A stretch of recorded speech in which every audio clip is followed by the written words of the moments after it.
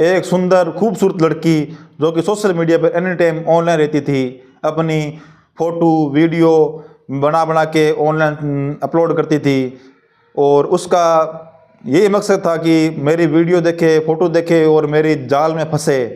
इस जाल में एक लड़का फंसा, उस लड़के का नाम राजेंद्र कुमार था। ये लड़का अपने सोशल मीडिया अकाउंट पर विशाल छाबड़ा नाम से ऑनलाइन अकाउंट बना रखा था और ये लड़की एक उसका ये टारगेट था कि मैं जल्दी से जल्दी पैसे कमाऊं, अच्छे रुपए कमाऊं और कैसे न कैसे करके मैं खूब रुपए कमाऊं जिससे कि मेरी उन्नति हो। लड़की ने एक ही अपने दोस्तों से अपने यही बात कहती थी कि जब तक मेरे को महंगी वस्तु सस्ती ना लगने लग जाए तब तक मैं ऐसे काम करूंगी और ऐसे रुपए कमाऊंगी। इसी माध्यम से उस लड़की ने 1,75,00,000 रुपए कमाए। एक लड़का था राजेंद्र कुमार जिसका ऑनलाइन अकाउंट था सोशल मीडिया पे विशाल छाबड़ा के नाम से। इस लड़के ने ऑफिस टाइम से शाम को घर आ रहा था, घर आते समय उस लड़की का उसके पास मैसेज आया। मैसेज आने के बाद वो लड़की बोलती है, हाय कैसे हो? लड़का बोलता है, मैं ठीक हूँ। कहाँ हो? लड़का बोलता है, घर जा रहा हूँ। लड़की बोलती है, अच्छा तो आप डेली मेरे सोशल मीडिया पे मेरे को या वीडियो कॉल से मेरे को देखते हो रात को, तो आज मैं आपको हकीकत में मिलना चाहती हूँ।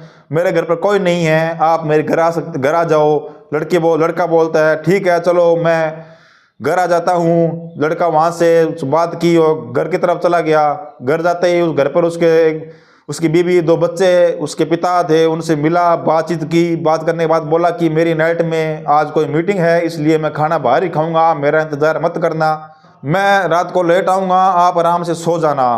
परिवार वालों ने बोला चलो ठीक है बेटा, ध्यान से जाना, कोई दिक्कत हो तो फ़ोन कर देना। लड़का बोलता है, ठीक है पापा मैं जाता हूँ। लड़का वहाँ से निकला और निकलते जल्दी चला और सोचने लगा कब घर आए उससे, कब उससे मुलाकात हो, कब उससे बैठ के बात करूं। आज कितने टाइम बाद, 6 महीने बाद आज मेरे को आमने सामने मेरे को मिल रही है। उसने उसके घर चला गया।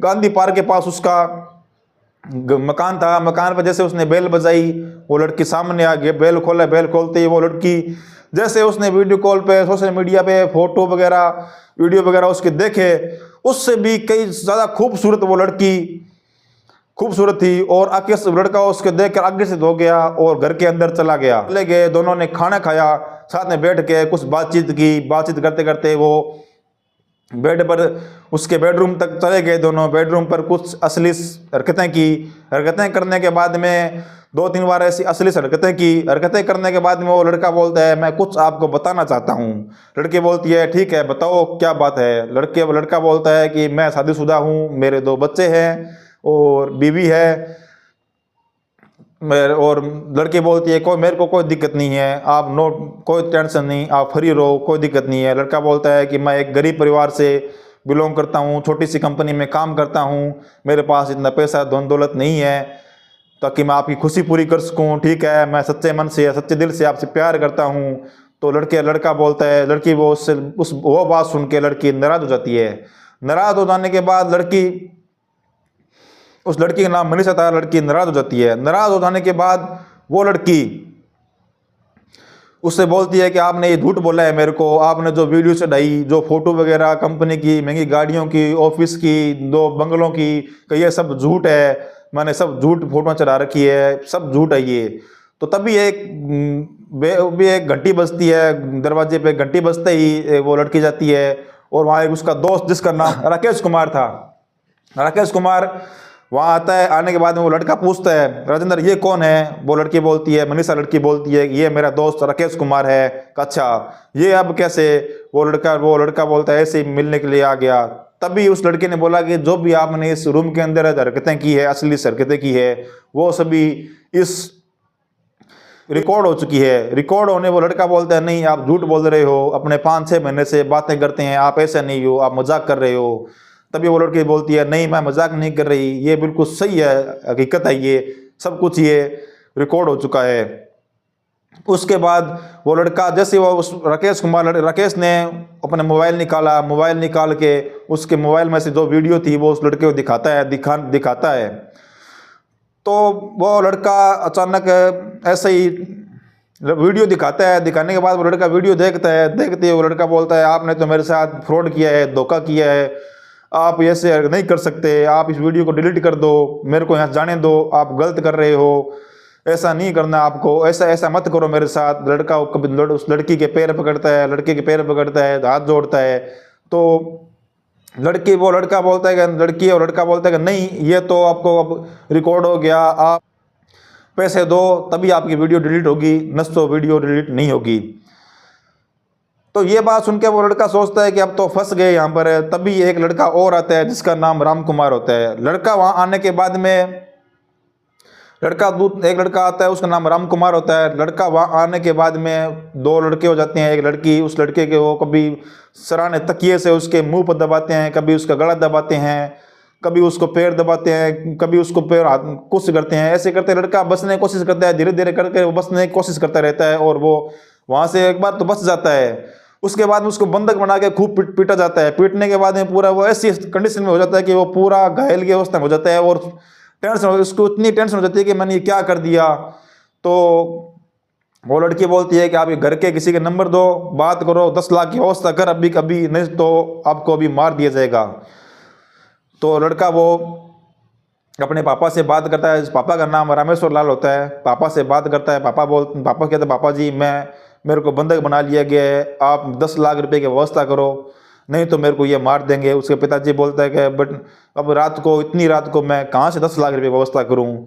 तो वो बोलता है नहीं पापा, आप कहीं से व्यवस्था करो 10 लाख रुपए की, नहीं तो मेरे को मार देंगे, मेरे को बचा लो। तो बोलता है ठीक है बेटा, मैं व्यवस्था करता हूँ, तू वहीं रुक, अपना ध्यान रखना। ऐसे कह के फ़ोन काट देता है। काटने के बाद कुछ टाइम निकलता है, 2 घंटे 3 घंटे निकलते हैं। दोबारा कॉल करते हैं, पैसों की मांग करते हैं, पैसे नहीं बनते, पैसों की मांग करते हैं, पैसे नहीं बनते। अगला दिन निकल जाता है। अगला दिन निकलने के बाद में 9-10 बजे दोबारा फिर कॉल करते हैं। कॉल करने के बाद में पैसे की व्यवस्था बात होती है कि कुछ पैसे की व्यवस्था हुई है, अभी हम पैसे की व्यवस्था कर रहे हैं, आप कृपया करके बच्चों को कुछ मत करना, मैं किसी को कुछ नहीं बताऊंगा, मेरे लड़के को छोड़ दो। तो लगभग 2 बजे लगभग उस पिताजी रामेश्वर लाल पिताजी का फ़ोन आता है। आने के बाद बोलता है कि आप, मेरे पास पैसों की व्यवस्था हो चुकी है, आप कृपया करके कहाँ लेके आने पैसे, मेरे को जगह बता दो, मैं पैसे लेके आता हूँ और इस बच्चे को, लड़के को छोड़ दो। वो लड़की बोलती है कि नहीं, हमारे अकाउंट में डाल दो, हम अपने आप इस लड़के को छोड़ देंगे। वो रामेश्वर लाल अपने उसके जो अकाउंट होता है, अकाउंट में पैसे डाल देता है। डालने के बाद में जैसे उसके पास मैसेज आता है कि पैसे आ गए, तब वो लड़की बोलती है ऐसे इसको छोड़ दिया तो ये लड़का बाहर जाके सबको बता देगा कि यहाँ करके ऐसी बात होती है, ऐसी घटना है, अपना पोल खुल जाएगी, पुलिस को बताएगा, सबको बताएगा। इसको अच्छा ना आपने इसको यहाँ ही इसको ख़त्म कर दिया जाए। तो धीरे धीरे करके उसको कूटने लगे, पीटने लगे। एक लड़का जाता है किचन में, वहाँ से कोई धारदार वस्तु लाता है, लाके उस पर 7-8 बार उसको ऊपर मारता है। मारने के बाद उस लड़के की जीवन लीला समाप्त हो जाती है। समाप्त हो जाने के बाद में उस लाश को ठिकाने लगाने के लिए उनके पास कोई जगह नहीं होती, ना कोई ऐसी वस्तु होती है ताकि उसमें डाल के लाश को ठिकाने लगा दे।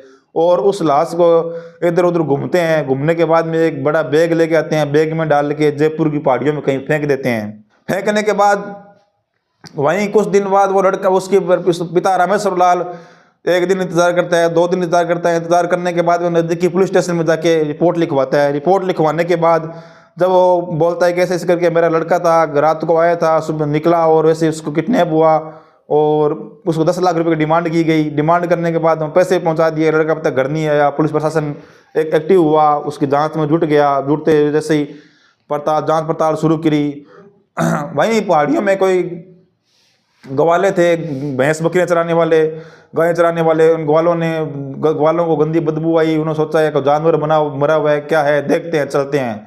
उन्होंने देखा एक फटा हुआ बैग था, उसके अंदर एक लाश थी जो कि चेहरा पहचान नहीं पा रहे थे। उन्होंने नज़दीकी पुलिस स्टेशन में जाके उनकी सूचना दी। सूचना देने के बाद पुलिस आई, पुलिस प्रशासन ने देखा तो एक सड़ी गली लाश है। उन्होंने रामेश्वर लाल जो पिता थे उस लड़के के, उनको सूचना दी, कहीं देखो आपका लड़का ये तो नहीं है। उन्होंने देखा, उस लाश को देखा, प्रोलिक की। देखने के बाद में उसके कपड़े फटे हुए थे, कहीं कोई चेहरा भी नोचा हुआ था, उसकी पहचान नहीं हो रही थी। लेकिन कुछ शरीर पर ऐसे निशान थे जिसकी वजह से थोड़ा पहचान हुई और पहचाने को बताया कि ये लड़का मेरा ही है। और उस रामेश्वर लाल ने बताया कि मैंने एक लड़का कुछ टाइम पहले एक्सीडेंट में गवा दिया, दूसरा लड़का मैंने ऐसी हरकत में गवा दिया। मैंने उन लड़कों को ये बोला कि भाई झूठ मत बोलना, लेकिन झूठ बोलते ही आज ये इतना बड़ा नुकसान हो गया, मेरे दोनों लड़के चले गए, मेरा घर खाली हो गया।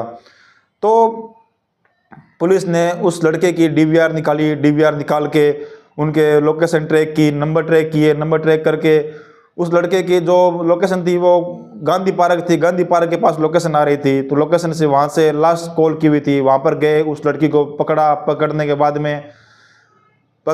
उस लड़की को थाने में लाया गया और कोर्ट में पेश किया। पेश करने से उस जज ने सज़ा दी। सज़ा देने के बाद जब वहाँ से वो लड़की को जेल में ले जा रहे थे, जब कोर्ट से लेके निकाल रहे थे, तो कुछ मीडिया कर्मी बाहर खड़े थे, पत्रकार बंधु बाहर खड़े थे। उन्होंने, वो लड़की हंस रही थी।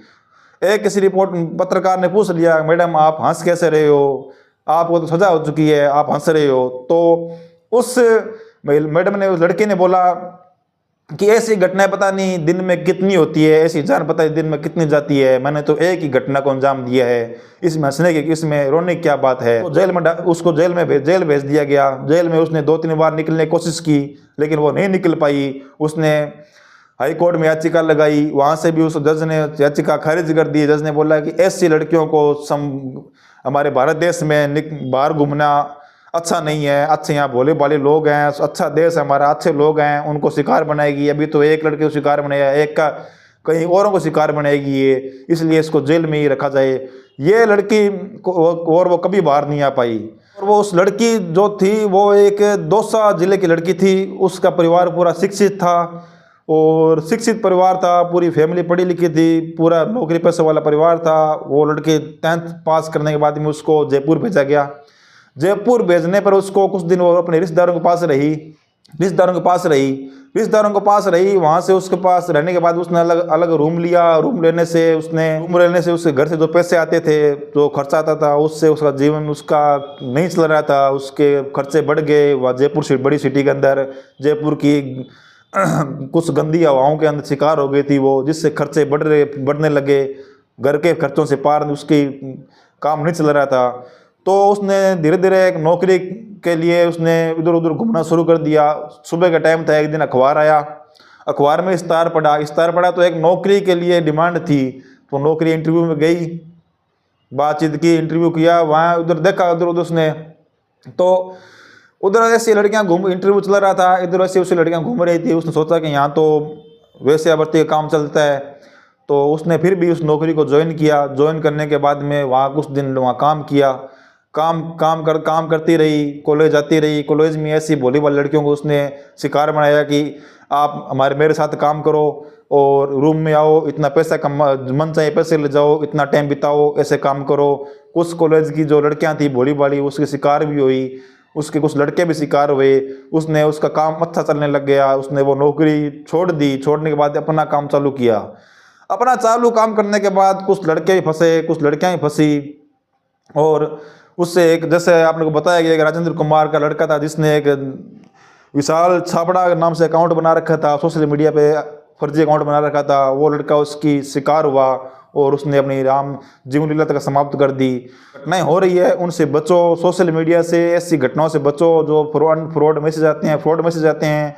ऐसी महिलाएं जो फ्रॉड मैसेज करती है, लो बात करो, ये करो, मतलब इन चीज़ों से बचो। ये लड़कियां अमीर लोगों को शिकार बनाती है, पैसे लेती है, पैसे लेने से उनसे फिर बातचीत करती है, उनके ब्लैकमेल करती है। ये कृपया करके मेरे इसी वीडियो के माध्यम से ये गुजारिश है कि अपने परिवार की तरफ, अपने बच्चों को समझाओ, ताकि अपने बच्चों को समझाओ, जिससे कि बच्चों को इस दलदल से बचाओ। और ऐसी वीडियो से मेरा यही गुजारिश है कि आप इस वीडियो को गौर से देखो, इस कहानी को समझो, ताकि आज का टाइम जो चल रहा है सोशल मीडिया का जो, और साइबर क्राइम का बहुत हावी होता जा रहा है।